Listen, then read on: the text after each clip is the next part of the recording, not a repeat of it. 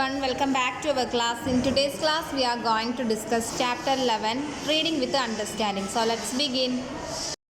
നമുക്ക് ഈ ചാപ്റ്ററിൽ പറയാനുള്ളത് ഇന്നത്തെ സാമൂഹിക സാഹചര്യങ്ങളിൽ ഏറ്റവും പ്രസക്തവും അതുപോലെ ശക്തമായ ഒരു വിഷയത്തെ പറ്റിയാണ്. കുട്ടികളുടെ ബാലവേലയെക്കുറിച്ചിട്ട്, ചൈൽഡ് ലേബറിനെ കുറിച്ചിട്ടാണ്.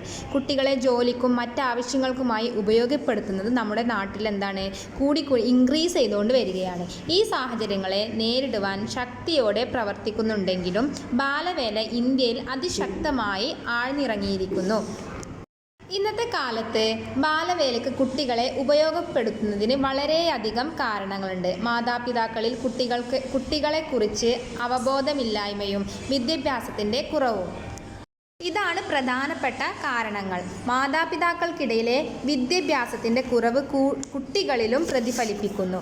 അതിനാൽ കുട്ടികളെ എങ്ങനെ പരിപാലിക്കണമെന്നുള്ള അവബോധമില്ലായ്മ കുട്ടികളെ ബാലവേലയ്ക്ക് തള്ളിയിടുന്നു. അതായത് ഇന്നത്തെ കാലത്ത് കുട്ടികളെ, അതായത് girls in particular have no times for childhood. പ്രത്യേകിച്ച് പെൺകുട്ടികൾക്ക് ഇന്നത്തെ കാലത്ത് ചൈൽഡ്ഹുഡിന് സമയമേ ഇല്ല. Most of the work done by them is carried out in domestic settings. അതായത് വീട്ടുകളിലെ ജോലി ചെയ്തിട്ടും മറ്റുള്ള ജോലികളും ചെയ്തിട്ടും അവരുടെ ചൈൽഡ്ഹുഡ് ലൈഫ് തന്നെ അവർ മൂവ് ചെയ്തുകൊണ്ടിരിക്കുകയാണ്. പിന്നൊരു കാരണം എന്ന് പറയുന്നത് ദാരിദ്ര്യമാണ്, പോവർട്ടി. മറ്റൊരു പ്രധാന കാരണമായി കണക്കാക്കുന്നത് ദാരിദ്ര്യമാണ്. ദരിദ്രരായ മാതാപിതാക്കൾ തങ്ങളുടെ മക്കളെ ജോലിക്ക് വിടുവാൻ നിർബന്ധരാകുന്നു. കാർഷിക ഗാർഹിക മേഖലകളിൽ ഏറ്റവും കൂടുതൽ ബാലവേല നടക്കുന്നുണ്ട്. ആൺകുട്ടികളെക്കാളും പെൺകുട്ടികളാണ് ഇതിനെല്ലാം ഇരകളാകുന്നത്. എന്നിരുന്നാലും ബാലവേല എന്നത് കുട്ടികളുടെ പ്രസക്തമായ ജീവിതവും കുട്ടിക്കാലവും ഇല്ലാതെയാക്കുന്നു. കളിച്ചും രസിച്ചും നടക്കേണ്ട സമയത്ത് കുടുംബത്തിന് വേണ്ടിയോ സ്വന്തം നിലനിൽപ്പിന് വേണ്ടിയോ ജോലിയിൽ ഏർപ്പെടുന്ന വളരെയധികം വലിയ വിപത്താണ് വരുത്തിവെക്കുന്നത്. അതായത് ചൈൽഡ് ലേബർ എന്ന് പറഞ്ഞത് ഇന്നത്തെ കാലത്ത് കൂടുതലായി കണ്ടുവരുന്നത് പെൺകുട്ടികളിലാണ്. കാരണം പഠിച്ച് നടന്ന്, അതായത് ഉല്ലസിച്ച് കളിച്ച് ചിരിച്ച് നടക്കേണ്ട പ്രായത്തിൽ അവർ മറ്റ് വീടുകളിലും മറ്റ് മേഖലകളിലുമൊക്കെ ജോലി ചെയ്ത് അവരുടെ ചൈൽഡ്ഹുഡ് ലൈഫ് അവർ മൂവ് ചെയ്തുകൊണ്ടിരിക്കുകയാണ്. സോ അവർക്ക് ചൈൽഡ്ഹുഡ് എന്നുള്ള ഒരു ലൈഫ് അവർക്ക് കിട്ടുന്നില്ല. ആൺകുട്ടികൾക്ക് പിന്നെയും വിദ്യാഭ്യാസം നമ്മളുടെ മാതാപിതാക്കളായാലും അവർ ഒരു ആൺതുണയല്ലേ എന്ന് കരുതിയിട്ട് അവർ കൊടുക്കുന്നുണ്ട്. അതുപോലെ പെൺകുട്ടികൾക്ക് വിദ്യാഭ്യാസം കൊടുക്കുന്നില്ല. ജോലി ചെയ്തും അതുപോലെ അവരുടെ കല്യാണപ്രായമായ അവരെ കല്യാണം കഴിപ്പിച്ചും അങ്ങനെയൊക്കെ വിട്ടു കൊടുക്കുകയാണ്. അപ്പോൾ അവരുടെ ചൈൽഡ്ഹുഡ് ലൈഫ് അവരെ നഷ്ടപ്പെടുകയാണ്. പിന്നീട് ഇതിൽ പറയുന്നത് ഇന്ത്യയിൽ നടത്തിവരുന്ന സർവേകൾ എല്ലാം തന്നെ ഇന്നത്തെ ബാലവേലയിൽ ഉണ്ടാക്കുന്ന കണക്കുകളും കാരണങ്ങളും വ്യക്തമാക്കുന്നുണ്ട്.